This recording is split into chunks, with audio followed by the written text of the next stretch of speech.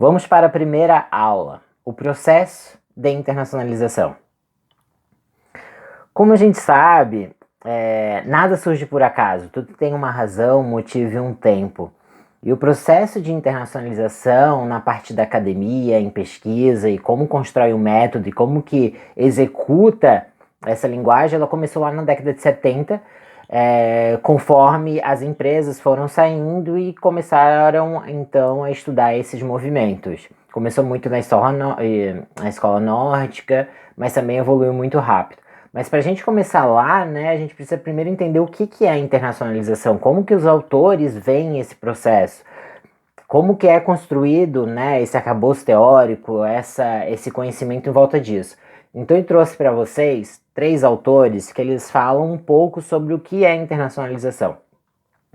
Então naquele primeiro autor, que eu não vou falar o nome, porque é tudo nome estranho, cheio de gente gringo, isso é um outro ponto também, pouca gente no Brasil pesquisa isso, ou cria metodologias que realmente ganham destaque, e se você está aí e tem vontade de estudar, vai para essa área.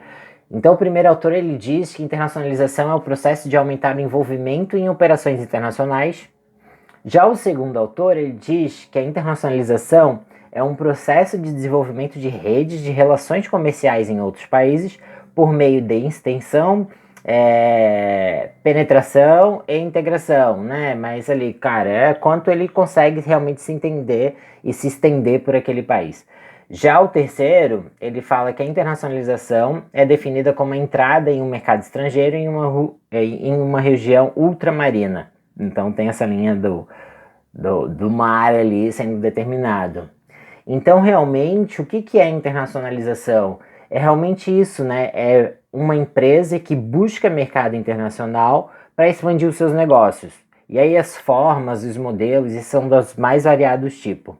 Mas sempre é aumentar o comprometimento, o envolvimento, nunca é somente vender, porque sempre tem um processo que precisa ser contínuo e muito bem trabalhado para que consiga ter essa evolução em si, né? E realmente as coisas evoluam. Então, no ponto 2, a gente vai entender um pouco mais sobre os motivos, né? Por que uma empresa vai para fora?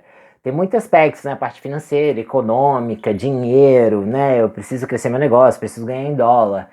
Mas segundo a academia e as pesquisas realizadas com empreendedores, trouxemos esses 4 pontos. Eu trouxe esses 4 pontos. Então, os principais motivos são vender mais, né? Porque quando o mercado ele se torna limitado, a gente precisa expandir. E uma das estratégias é adentrar a outros mercados, começar o seu envolvimento comercial com outros mercados.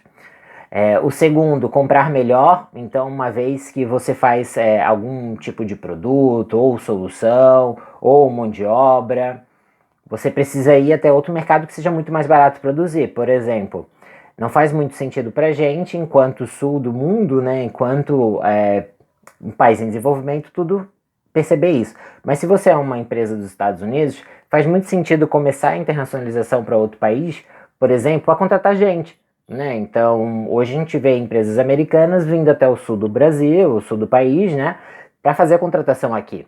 E esse é o ponto, sai muito mais barato, eles compram melhor. Aí o segundo, um upgrade, né, explorar novos recursos, sejam eles através da tecnologia, ou de mão de obra, ou gente, e realmente conseguir entregar um produto melhor que você não teria chance de fazer no seu mercado. E o segundo é fuga. Então, eu acredito que se você é brasileiro, entende a nossa realidade enquanto empreendedor, sabe o quanto que é difícil empreender no Brasil, mas é super prazeroso e durante todo o curso eu vou mostrar várias coisas que são iradas e fantásticas para quem realmente quer empreender. Mas não é fácil. Então, um dos motivos é fuga, cara. Eu vou me jogar para fora porque eu preciso adentrar outro mercado e explorar de uma maneira diferente que eu cansei do meu mercado Brasil. Isso é um outro ponto. Já enquanto processo de internacionalização, como que funciona o passo a passo, eu trouxe aqui no ponto 4. Eu trouxe aqui no ponto 4, mas a gente vai falar do ponto 4 depois. Vamos falar do ponto 3 primeiro, as vantagens, então. Então, as vantagens de internacionalizar um negócio são essas, principalmente a diversidade de mercados, o crescimento da produtividade, né, a qualidade do produto, a melhoria do negócio e a carga tributária. Então, a gente consegue ter uma maior diversificação, né, seja de receita, de produto ou de clientes vindo de diferentes países. A questão da produtividade também, quando tem times e equipes de países diferentes colaborando e trabalhando em conjunto, a gente consegue realmente ter essa expansão, porque traz essa criatividade, esse dinamismo para o próprio time. Aí o terceiro é a qualidade, né? Porque, pô, uma vez que tu vai para fora, o teu produto ele tem que ter uma qualidade grande, né? Do ponto de vista inovativo e tal, para conseguir competir lá fora. Porque se você sair do Brasil e vai para os Estados Unidos, a concorrência é muito maior. Então você tem que entregar um produto melhor. E acaba elevando a qualidade, porque você tem que seguir uma série de regras, normas, para fazer aquele produto acontecer. Aí o segundo, melhoria do negócio, que muitas vezes quando você vai para fora, você é reconhecido no teu país doméstico de uma maneira diferente, né? Porque, pô, se alguém lá dos Estados Unidos, se alguém do Chile compra a tua solução, quem sou eu no Brasil para não comprar? Então acaba também melhorando o negócio, não só financeiramente, mas em questão de business como um todo. E a carga tributária. Faz muito mais sentido, às vezes, abrir uma outro escritório, uma outra filial em um determinado país, do que realmente ficar nesse país, né, operando do Brasil e pagando, tendo bitributação e tudo. Mas o que acontece? Um dos motivos também de estudar internacionalização é que no processo tradicional que eu falo, que é muito estudado, falam muito de abrir escritório lá fora, né? Fazer esse investimento. E o que eu percebo também, junto aos meus clientes, aos empreendedores que eu converso, é muito clássico abrir duas operações. Ter uma operação no Brasil e ter uma operação fora. Então abrem duas empresas diferentes, com os mesmos sócios, mas não existe um headquarters e uma filial, sabe? Não faz essa separação e essa junção. São duas empresas operando de maneira independente, sendo que uma compra e vende para outra. Então a remessa de dinheiro justamente é essa, né? Então não existe um investimento de um capital, volta, é mais compra e venda. Qual que é esse o problema que eu vejo? Você cria duas empresas com duas culturas, é muito difícil você conectar business completamente separados em um único objetivo.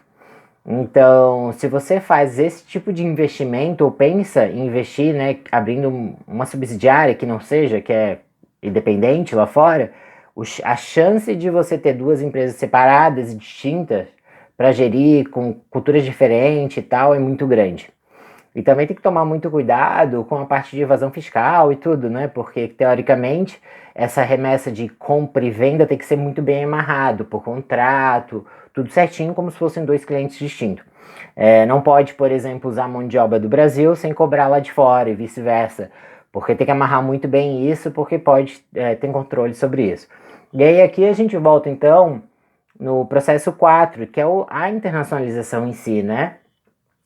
Então, o processo, se a gente fosse criar um passo a passo do que precisa ser feito para a internacionalização, né, para internacionalizar um negócio, o primeiro é definir o caminho da internacionalização. Aí o segundo, escolhas do modo de entrada, que vamos ver mais para frente também, se vai exportar, se não, se eu vou abrir uma subsidiária, o que eu vou fazer. O segundo, número de países, né, escolher para onde eu vou. Então eu tenho uma gama de possibilidades no mundo que eu posso ir. E aí você tem que escolher, tá, mas começa por onde? Não dá para ir para todo mundo. E a gente vai falar sobre isso mais para frente, como que escolhe um país, o cuidado que precisa ter. Então, essa foi a aula de hoje e vamos seguir para a próxima aula.